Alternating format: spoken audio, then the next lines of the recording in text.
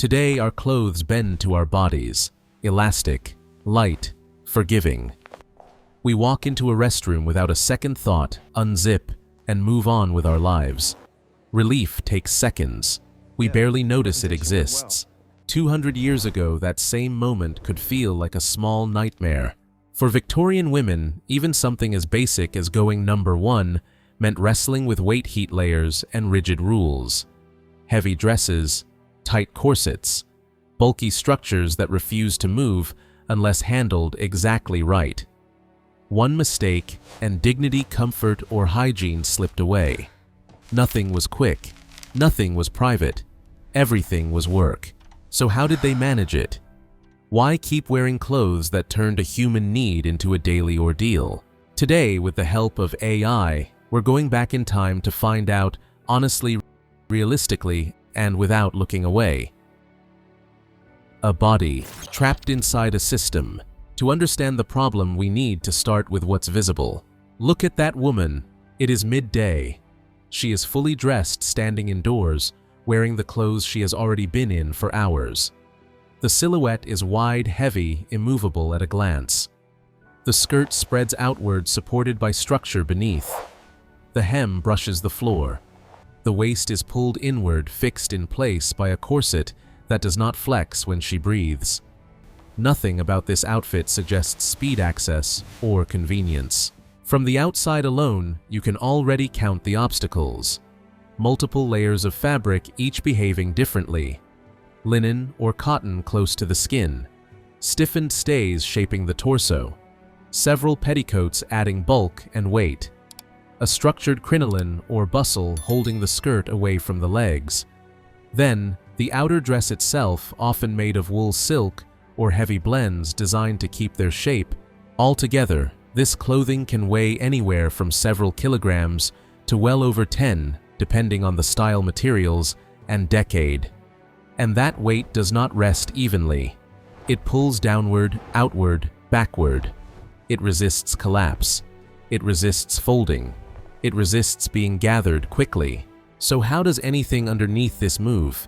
There is no visible opening, no front panel to undo, no single layer to lift and be done with it. The skirt is too wide to step out of. The structure beneath it is designed to hold its form, not fall away. The corset fixes the upper body in place, limiting how far she can bend or sit without preparation. From the outside, the logic breaks. She cannot undress completely every time. That would take too long and require space she does not have. She cannot lift the entire dress at once. The volume and weight make that impractical. She cannot move quickly. The clothes themselves prevent it. And yet, this is not a rare or dramatic moment. This is a routine one, a bodily need that arrives daily, sometimes urgently, whether the clothes cooperate or not. This is where the scale of the problem becomes clear. Victorian women did not live in a world where clothing was ornamental and optional. These dresses were worn for long days, for walking, sitting, visiting, working, traveling. The fabrics were chosen for durability and appearance, not ease of removal. The structures were designed to maintain a fashionable silhouette even at rest. And yet, society functioned. Women moved through public and private spaces, which means the solution is not emotional and it is not accidental. It is mechanical. If this outfit was worn daily, then it had to allow for daily realities, quietly, precisely, without discussion. The answer is not in how she feels about the dress, but in how the dress itself was engineered to be handled. And that is the question that matters now. Because if this looks impossible from the outside, then the real story lies in what the clothing was designed to do. How the dress was meant to be used. Victorian women were not wearing layers by accident. Each piece existed because daily life demanded it, and each one solved a problem that modern clothing no longer has to consider. When you look at the system in use, not in theory, the logic becomes clear. Start closest to the skin. The chemise was not decoration, it was protection. Made from linen or cotton, it absorbed sweat, body oils, and dirt during long days when frequent washing of outer garments was impossible. Without it, the heavier layers would have needed constant cleaning or replacement. The chemise allowed a woman to stay dressed for hours, even days, without ruining what she wore on the outside. Next came the drawers. These were not designed for modesty or display. They were designed for access. Typically constructed as two separate legs joined at the waistband, they allowed bodily needs to be met without removing clothing entirely. This was essential in a world with limited privacy, limited time, and clothing that could not simply be stepped out of. Without this feature, the rest of the system would fail. Then there was the corset. Often misunderstood as purely oppressive, it served a practical purpose in daily use. By fixing the torso into a predictable upright posture, it stabilized the body under weight. When managing multiple layers below the waist, balance mattered.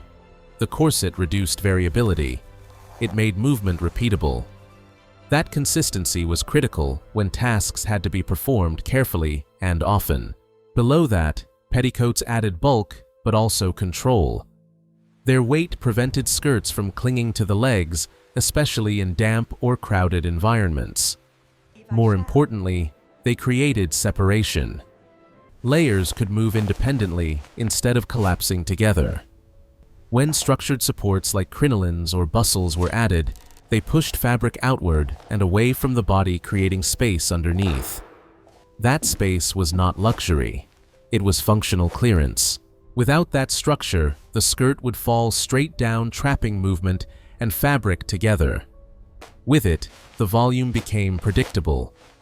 The skirt behaved the same way each time it was lifted, gathered, or adjusted. That reliability mattered far more than comfort. Finally, the outer dress itself. These garments were made from wool, silk, or heavy blends chosen for durability and appearance. They were not meant to be removed frequently. Instead, they were designed to be handled, lifted, slightly supported, temporarily, then allowed to fall back into shape. Everything beneath existed, so this outer layer could remain intact and presentable. This system allowed women to move through long days, dressed active and functional, in a world that offered few accommodations. It was not comfortable, it was not quick, but it worked, and it had to, because Victorian women could not opt out of clothing or of their bodies' needs. The dress was not an obstacle to daily life. It was the tool that made daily life possible under those conditions. Using the system in real life. Now you must be wondering, eventually, how did women urinate in that dress? Well, in fact, in most Victorian homes, there was no room set aside solely for bodily needs. The act took place in ordinary interiors, a bedroom, a sitting room, sometimes a shared corner, separated only by furniture or a folding screen. The location mattered less than what was available. The system adapted to space, not the other way around. The object came first. A chamber pot placed beneath a bed. A night commode built to look like a chair or a small cabinet. These were not emergency measures. They were standard household items, positioned where they could be reached without ceremony. The woman did not undress. That was never the goal. Instead, she worked within the system she was already wearing. The outer dress was gathered and supported, not removed. The structure beneath crinoline or bustle controlled where the fabric went, preventing it from collapsing inward. The skirt lifted in a predictable way because it had been designed to behave that way. The volume stayed outward. The weight stayed distributed. Only certain layers adjusted. Nothing happened all at once. Her upper body remained upright. The corset fixed her posture, limiting how far she could bend, and in doing so making balance reliable. Sitting was deliberate, not casual. Squatting was not an option. The furniture was approached carefully, the body lowered in stages. This was not guesswork. The movement assumed the clothing would respond the same way every time. That predictability was the point. With experience, the process became efficient. Not fast, but controlled. The dress did not need to be fought, it needed to be handled. Each motion followed the last in a familiar sequence: lift, support, position, settle. Nothing about it was improvised. Privacy depended on class and space. In wealthier homes, the act took place behind closed doors, sometimes with furniture designed specifically to conceal it. In working-class settings, the margins were thinner. Shared rooms, shared corridors, fewer barriers. The same clothing system was used, but with less room for error. Execution had to be quicker, cleaner, quieter. The difference was not dignity, it was tolerance for delay. Once finished, nothing disappeared. The chamber pot remained. The commode was closed and left in place. Emptying came later. In some households, that was a servant's task, done as part of the morning routine. In others, the woman carried it herself. Either way, the system extended beyond the moment. It assumed repetition. This is why the act was never described in manuals. It did not need to be. Girls learned by watching, by being corrected, by repetition. The knowledge passed informally absorbed early and rarely spoken aloud. Once you see the space, the object and the clothing working together, the mystery dissolves. There is no trick, no hidden mechanism, just a system designed to be used the same way every day without comment. And that repetition is what made it invisible. What didn't disappear? When the woman stands up, the routine appears complete. Her dress falls back into place. The structure settles. The room looks unchanged. From the outside, it seems as if nothing has happened. But the most important part of the process is still there waiting. Nothing has disappeared. The chamber pot remains beneath the bed. The night commode is closed and returned to its place, looking once again like ordinary furniture. The act may be finished, but the material reality of it has only been deferred. Victorian life was built around delay. Few things were dealt with immediately. This was one of them. Emptying did not happen on demand. It happened later, when time allowed, when daylight came, when someone was assigned to do it, or when access to an outdoor disposal point was possible. Until then, the contents stayed where they were. Lidded, contained, managed, but not removed. Who handled this next step depended almost entirely on class. In middle and upper class households, the task was folded into the daily rhythm of domestic labor. Servants emptied chamber pots as part of their morning routine, often before the household fully woke. The pot was carried out rinsed, cleaned, and returned to its place without comment. It was work like any other repetitive physical and expected. The system relied on that labor to remain invisible. In working-class homes, the margin was far thinner. There were fewer servants, or none at all. Women often carried the pot themselves, navigating shared staircases, courtyards, or back alleys. Disposal points were communal, a privy in the yard, a shared pit, or a designated area where waste could be emptied. Privacy ended quickly. Timing mattered.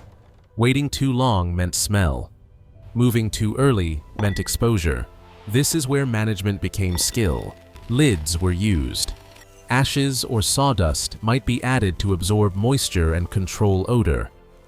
Pots were placed away from living areas when possible, under beds or near walls tucked out of sight, but never fully out of mind. Cleanliness was not automatic. It was procedural. It depended on attention, routine, and discipline. And this was only one household. Multiply that routine by every home on a street. Then every street in a neighborhood. Then every neighborhood in a growing city. Each individual act fed into a larger accumulation. Waste moved slowly by hand through spaces never designed to handle such volume. Disposal lagged behind use. Smell lingered. Storage became congestion. The pressure did not announce itself all at once. It built gradually, quietly through repetition. What felt manageable at the level of a single household became overwhelming at the scale of thousands doing the same thing every day. This is where the limits of the system begin to show. The dress may have been engineered to handle daily reality. The household routine may have absorbed the aftermath. But the city itself was now part of the process, whether it was ready or not. What began as a private solution had become a shared burden. And when that happens, change stops being optional. A fix that came too late. By the middle of the 19th century, Victorian cities were growing faster than the systems meant to support them. More people meant more routines repeated in tighter spaces. Waste accumulated. The smell lingered. Streets, yards, and shared courtyards absorbed what private homes could no longer manage on their own. The domestic workaround was breaking at scale. The first response was not universal. It was selective. Public conveniences began to appear in major cities, placed near streets, markets, and transport hubs. They were practical engineered and increasingly necessary. But they were built with a specific user in mind: men. The assumption was simple, and largely unquestioned: men occupied public space, worked outside the home, and therefore needed facilities there. Women, by contrast, were still treated as domestic by default. This was not cruelty. It was design bias. As a result, women were left navigating a modernizing city without modern accommodation. Their daily reality had not changed, but the space around them had. The solution that emerged was not equality, but compromise. Instead of public toilets, women were given access to conditional spaces. Ladies' retiring rooms appeared inside department stores, railway stations, and large public buildings. These were not freely accessible facilities. They were enclosed, supervised, and governed by rules of propriety. Entry often required payment a ticket or the presumption of respectability. Time was limited. Behavior was monitored. This was not freedom. It was permission. Even where plumbing existed, the clothing system still dictated the experience. Toilets did not eliminate the need for time, space, or careful handling. Corsets continued to restrict posture. Skirt volumes still had to be managed. The presence of infrastructure did not dissolve the mechanics women had already mastered. It merely relocated them. Relief arrived unevenly. Middle and upper-class women benefited first. They had access to stores, stations, and private buildings that offered facilities designed to accommodate them, however conditionally. Working-class women saw far less change. Their movement remained constrained by lack of access, long waits, or continued reliance on domestic and communal solutions. The city improved, but not for everyone at the same pace. As pressure grew, silence became harder to maintain. Complaints surfaced, medical concerns were raised. Debates over sanitation decency and public health entered civic discussion. What had once been unmentionable became unavoidable, not because attitudes softened, but because the consequences were shared. The city was forced to respond, but the response was cautious, incremental, always negotiating between necessity and social norms. Progress arrived, but it did not erase the old system. It layered over it, absorbing some of the burden, while leaving much of the structure intact. The city tried to fix a problem it had long ignored. It helped, but it did not fix everything. Living inside the compromise. By the end of the Victorian era, nothing dramatic breaks. No moment where the system finally works. Instead, things settle. Public conveniences exist now, at least in theory. Ladies' retiring rooms appear in certain buildings. Sanitation is discussed, regulated, measured. From a distance, the city looks improved, orderly, managed. But for women moving through it day by day, the work never disappears. It simply becomes predictable. Daily life still requires calculation. Routes are chosen with care. Visits are timed. Clothing continues to dictate posture, movement, and speed. Corsets remain part of the equation. So does volume. Privacy is available in some places under certain conditions for certain people. Elsewhere, it remains fragile, negotiated, temporary. The urgency that once forced attention begins to fade, not because the burden is gone, but because it has become manageable. Households absorb what they can. Cities absorb the rest. Domestic routines, public infrastructure, and conditional access form a loose balance. The failures that once spilled into streets and courtyards recede just far enough to stop alarming everyone else. That is how systems survive. The weight does not lift, it shifts. Middle and upper-class women gain reliability. They learn where relief might be found, how long it might take, and what behavior is expected in return. Working-class women continue to operate with narrower margins, shared spaces, fewer options, less tolerance for delay. Servants remain part of the machinery, carrying much of the unseen labor that keeps the arrangement functioning. No speeches are made about fairness. No declarations are needed. The system holds because enough people adapt to it. As the pressure eases, conversation quiets. What once demanded reform slips back into the background. Not solved, simply no longer loud enough to force change. The city moves on satisfied that disaster has been avoided. This is the real ending of the Victorian arrangement. Women do not step into a more comfortable world. They step into a stable one. A world where the constraints remain but are no longer questioned. Where daily effort becomes habit and habit becomes invisible. The era closes without resolution, without triumph, without apology. Women are still inside the system. They just know exactly how to live with it. That was the Victorian solution. Endurance practiced until it felt normal. So the story doesn't end with a breakthrough or a neat solution. It ends with people adapting quietly, skillfully to a world that never quite made room for them. Victorian women didn't live comfortably. They lived competently, learning how to move, plan, and endure inside systems that rarely asked what they needed. If you found this reconstruction meaningful, take a moment to like the video and subscribe for more grounded looks at everyday history, the kind that rarely makes it into textbooks. Thanks for watching, and I'll see you next time.